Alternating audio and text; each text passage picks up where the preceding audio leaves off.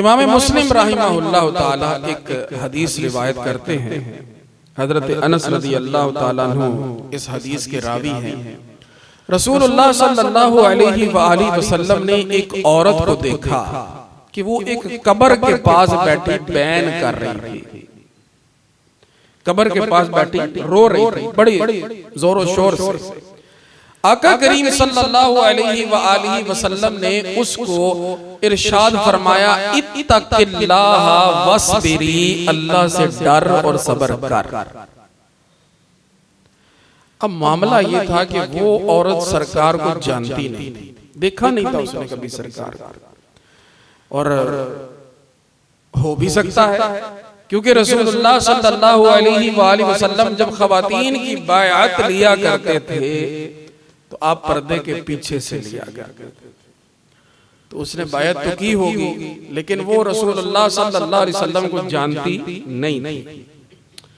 अब अमूमन हमारे यहाँ भी ये होता है कि कोई इस तरह के मामलात में जब वो कोई रो रहा होता है ना, और बड़ा वो एक वो आपे से बार बार दूसरा बंदा समझाने की वो उससे भी लड़ता,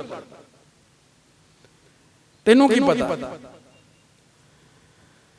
तो उसने कहा, इलैका अन्नी, आप यहां से चले जाए। हुजूर को कह दिया, इलैका अन्नी, आप यहां से चले जाएं। फ़इन्नका लम, तो सब भी मुसीबती, जो मुसीबत मुझ पे पड़ी है वो आप पे नहीं पड़ी। आप क्या जाने कि मुझ पे क्या मुसीबत आ गई, आप यहां से चले जाएं। और ये रावी ने बीच में इरशाद ये बताया है, वलम तारिफहु, वो जानती नहीं थी सरकार को।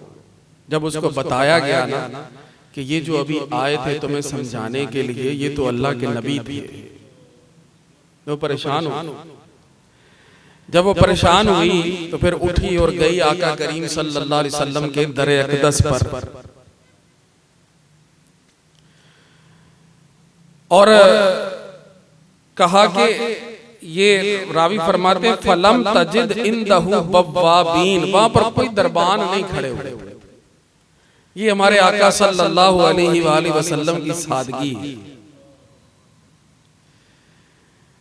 जैसे फरमाते हैं ना कि मालिक कौनैन हैं, गो पास कुछ रखते नहीं, दो जहां की नेमतें हैं इनके खाली हाथ में।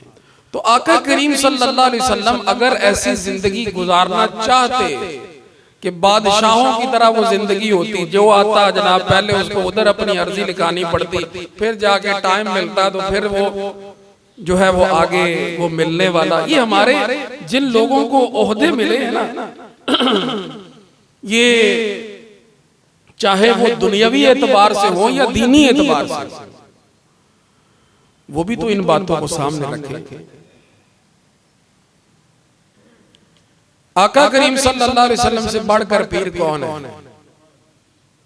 सबसे बड़े पीर तो सरकार ही है ना, उनका नाम लेकर ही तो हम जो है दुनिया में जो जितने ये पीर है सारे उन्हीं का नाम ले।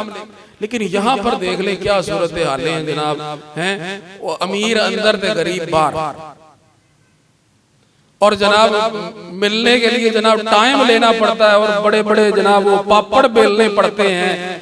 मतलब ये सारी चीजें मुझे तो बड़ा फर्क नजर आता है हुजूर के जो है वो तर्ज अमल में, तर्ज जिंदगी में, और ये हमारे जो कह लेंगे रहबर और रहनुमा और ये सारे, मतलब किस वजह से कोई सरकारी अफसर हो वो बेचारा बाहर ही जनाब बेचारे बंदे में बिठाई रख रहा है, अंदर बैठा चाय पी रहा है, काम किसी का नहीं करना।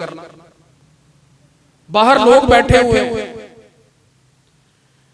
फजूल कोई दोस्त आ गया उसके पास बैठा गप्पे हाँक रहा है, और बाहर जनाब लोग परेशान बैठे हैं, पसीने में शराबूर हो रहे हैं। कोई डॉक्टर ले लें तो जनाब वो ये जो दवाइयां बेचने वाले होते हैं, ये मेडिकल रैप, इनको बिठाकर बैठ के इनसे बातें कर रहे, बाहर बेचारे मरीज जनाब वो इंतजार पे इंतजार कर रहे हैं। फलम तजिद इंदहु बव्वाबीन, वहां हुजूर के दरवाजे पर कोई दरबान नहीं था। लेकिन इस दर की शान क्या है कि हर किसी को मुयस्सर नहीं इस दर की गुलामी। इस दर का तो दरबान भी जिब्रील अमीन है। उनके दरबान जो है वो लोगों को नजर नहीं आते। तो वहां कोई बाब नहीं था, कोई दरबान नहीं था, किसी को जाके नहीं बताया कि मैं आई हूं तो मैंने टाइम लेना है तो मैंने मिलना है। काश के हम अपनी इस्लाह कर लें, अपने तरीकों को देख लें। हुजूर तो सबके साथ बैठा करते थे।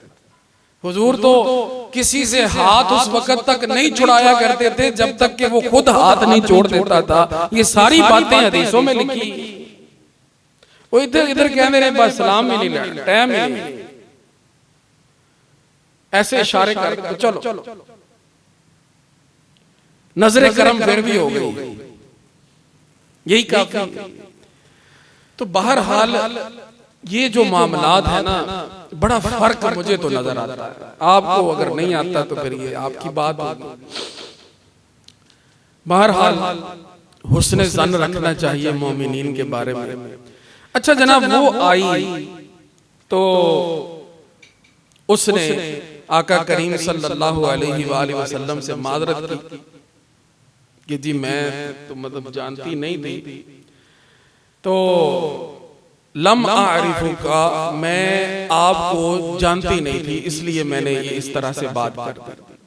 हुजूर ने इस तरफ तो कोई फिर तवज्जो नहीं दी उसकी किसी बात पर कि ये भी कोई मामला हुआ। लेकिन आप सल्लल्लाहु अलैहि वसल्लम ने ये इरशाद फरमाया कि इन्नमस सब्रु इंद सदमतिल औला, के सब्र जो होता है वो तो पहले सदमे पर होता है। कि अगर तुमने सब्र करना है तो वो तो पहले सदमे पर होगा।